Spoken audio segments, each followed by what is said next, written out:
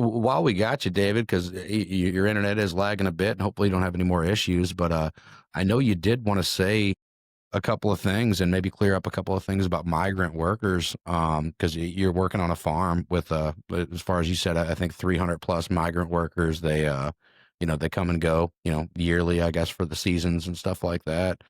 So, I don't know. I guess originally you asked if we had any questions. I'm sure people do. We could start with maybe the let's start with the, I don't know, the Trump deportations, which I will say before we get into that, as far as the numbers go, I haven't looked super deep into it, but I haven't really even seen them being much different than Biden's numbers or Obama's numbers or really many other presidents before. Deportations have always happened.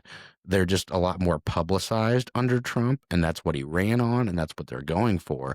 But the numbers themselves aren't even much different, but the people are reacting quite differently, to the deportations under Trump due to, just ICE and this battle for ICE. And I don't know. I guess what do you want to clear up about that, about migrant workers, and Well, what do you feel? the fact that everyone gives a crap because it's Trump is just Trump derangement syndrome. Yeah, Every president has done this, right? So the thing is like when all these left leaning people come out when Trump got office and oh, congratulations, red states, you can now pick your own fruits and veggies for $5 an hour.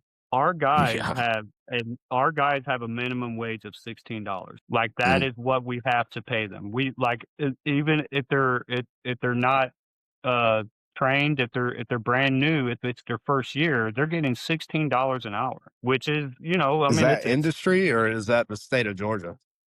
well, this is for the specific these are people who come in through the Department of Labor. So our Department of Labor reaches out to Mexico and it's like, "Hey, we need these many people," and it's under, it's called H-2A, which is a specific type of, um, visa that they get.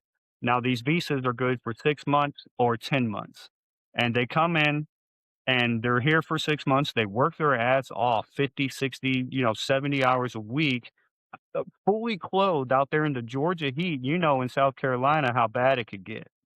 I mean, it's bad. It's nothing but humidity down here. And so they're yeah. I go fully to Florida clothed. I every mean, year. It's terrible. there's no skin showing on these guys. I mean, they're literally like just covered head to toe in clothing, and they go out there in 100-degree heat, and they're out there picking peaches, dude. Like you got to hand it to them. These are the hardest working people you've ever seen because they're working to provide their Yeah. family with a better life and with hopes to come to America legally and create their own dream that they've always wanted, which I'm all for that. That is completely fine, dude. I got Yeah, a lot of Mexican friends, dude. Um, the I wish Americans so wanted we to work that hard. there's very few, and Yeah. I've worked for this farm for 7 years now, but I manage all the irrigation for them, and I do all the installs, I manage the irrigation, and I maintain the irrigation, and we have, 12,000 acres, which are spread out in just different chunks of land in Georgia, just chunks of land, 75 acres, 150 acres, 600 acres, 20 acres, like whatever, and I manage, 55 wells, 55 irrigation systems separately, yeah. But the things I wanna say about these guys is they're all very good guys, man. Um, Out of the 300, we might get, like, 20 that are brand new. And if those 20 act a fool, if they get too drunk all the time, if they get hurt or if they try to bully someone or something like that, they're gone. Like, we don't put up with that, you know?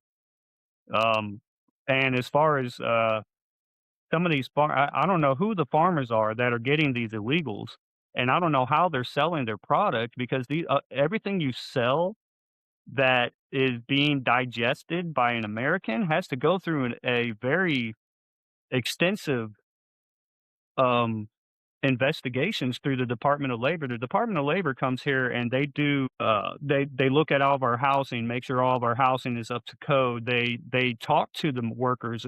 Are you being treated fairly? Are you getting paid for every hour you work? Are you doing this? Are you doing that? The Department of Labor has to inspect every single vehicle on our farm. And like we Mm. it's just insane that there are these farms out there that are just literally taking advantage of these people, uh, paying them $10 an hour or not paying them at all.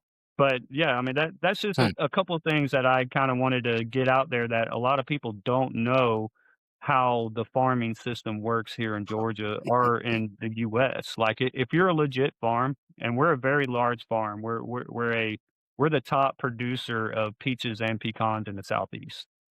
When you combine those 2 crops, if you single those crops out, we're neither the largest, but when you combine them, we are the largest in the Southeast.